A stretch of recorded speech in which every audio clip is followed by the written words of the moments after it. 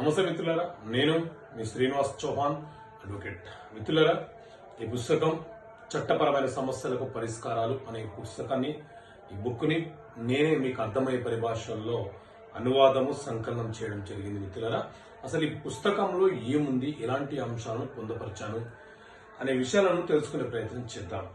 ఈ పుస్తకంలో ఉన్నటువంటి ఒక ప్రశ్న ఏంటి అంటే, అరెస్ట్ అయిన వ్యక్తిని ఏ సందర్భాలలో విడిచిపెడతారు?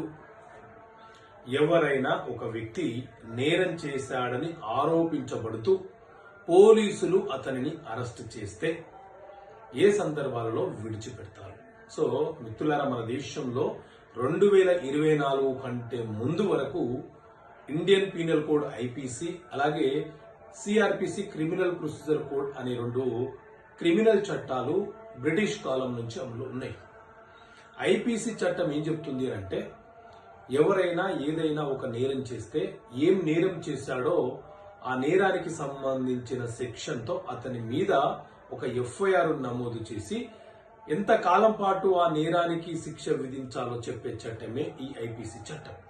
సో ఈ చట్టం స్థానంలో బిఎన్ఎస్ అనే కొత్త చట్టం 2024 నుంచి అమలులోకి వచ్చింది. అలాగే సిఆర్పిసి క్రిమినల్ ప్రొసీజర్ కోడ్ అనే చట్టానికి బదులుగా బిఎన్ఎస్ఎస్ అనే చట్టం అమలులోకి వచ్చింది. సో ఈ చట్టంలోని సెక్షన్ 60 ఏం చెప్తుంది అంటే, ఎవరైనా ఒక వ్యక్తి ఏదైనా ఒక తీవ్రమైనటువంటి నేరం చేస్తే అతనిని పోలీసులు వదిలిపెట్టరు, విడిచిపెట్టరు. అతనిని న్యాయస్థానం ముందు హాజరుపరిచి రిమాండ్ చేయడానికి అవకాశం ఉంటుంది. ఎందుకంటే అతను చేసినటువంటి నేరము తీవ్రమైనటువంటి నేరం కాబట్టి. అదే ఒక వ్యక్తి ఒక చిన్న అఫెన్స్, ఒక స్మాల్ అఫెన్స్ చేస్తే అతనిని బాండ్ మీద కానీ లేకపోతే స్టేషన్ బెయిల్ మీద కానీ విడుదల చేయడానికి అవకాశం ఉంటుంది. సో నేరం యొక్క తీవ్రతను బట్టి, అతని మీద విధించినటువంటి సెక్షన్ యొక్క పనిష్మెంట్ కాల పరిమితిని బట్టి కూడా అతన్ని అరెస్ట్ చేయాలా వద్దా అనేది డిసైడ్ చేయబడుతుంది.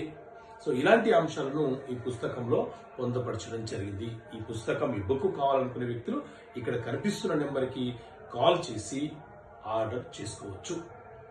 ఓకే మిత్రులారా, థ్యాంక్ యూ. జై హింద్.